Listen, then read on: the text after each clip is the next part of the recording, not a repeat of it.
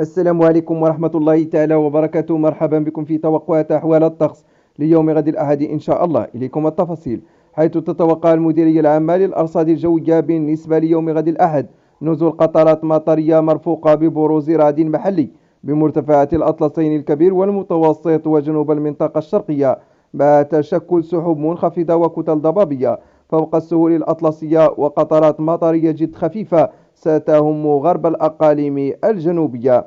كما يرتقب أن تكون الأجواء حارة نسبيا بالسهول الوسطى وبأقصى الجنوب الشرقي وجنوب البلاد، وستتراوح درجات الحرارة الدنيا ما بين 14 درجات بمرتفعات الأطلس والريف، وما بين 16 و 19 درجة بأقصى الجنوب الشرقي وجنوب البلاد، وما بين 10 و 16 درجة فيما تبقى من ربوع المملكة. وسيكون البحر هادئا إلى قليلا الهيجان بالواجهة المتوسطية وبالبوغاز، ومحليا هائجا إلى قوي الهيجان ما بين المهدية وطنطان، وقليل الهيجان إلى إجب باقي السواحل.